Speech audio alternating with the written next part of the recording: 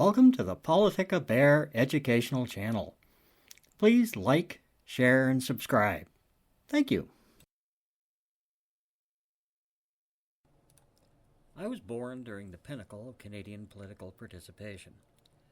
Voter turnout in the first half of the 1960s was consistently above 75%, at least in the federal elections. Our government was also much better back then.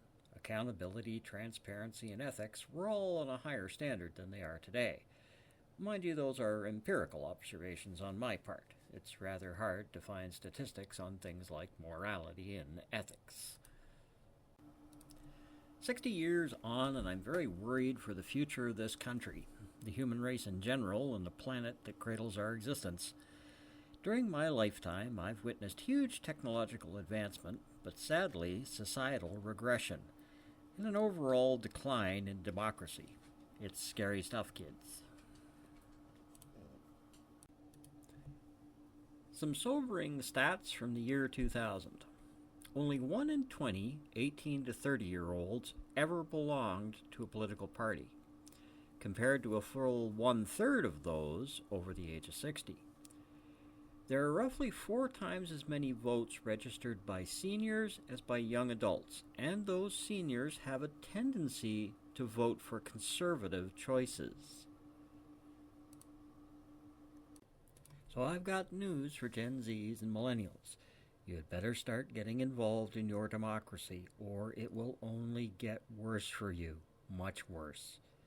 If you allow my generation, the boomers, to continue to make the decisions, you will be worse off than 11th century serfs were. It won't take very long. You can fix it. You can save yourselves. I'll even tell you how. You need to take over the government.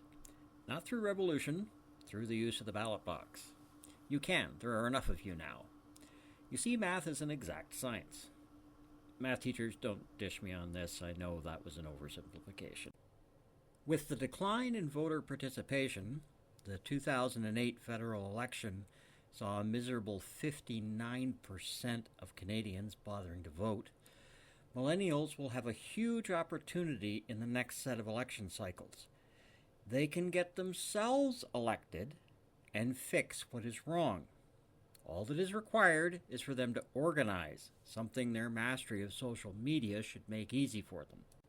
If you millennials can mobilize 80% of your age group to get out and vote for a single candidate that you've put forward in a riding, then assuming that voter apathy remains at about 55%, that person will get in. It is almost guaranteed. Try your best to get the Gen Z people old enough to vote on your side as well, just to make sure. I'm technically a boomer, and I'd vote for your candidate if your platform was clear and just. The numbers do not lie. Millennials almost match boomers in voting power now. Canada's 2021 federal election had 338 ridings up for grabs. If you get your candidates elected in 170 of those ridings, the Canadian parliamentary system will allow you to pass legislation even if the opposition votes against it. This means you can fix your country. The same thing could be done, and in fact should be done, at the provincial and the municipal levels. Think of it. If you take control of all 3 levels of government, you could house the homeless. Implement legislation to turn minimum wage into living wage so that everyone can afford to feed, clothe, and house themselves. Make the Senate an elected assembly, or even abolish it entirely. Change the taxation system so that the super rich actually pay their fair share. Restructure the Medicare system to reverse privatization and improve services. You could bring in sweeping environmental laws. Just imagine the possibilities. So I ask, what's stopping you? Why won't you do it? Forget about supporting the Conservatives or the Liberal parties. They've proven that they don't care about you. They're there to maintain the status quo. More of the same. Bypass them.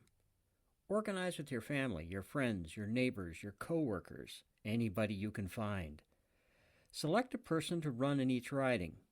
Get them voted into office and fix the broken system.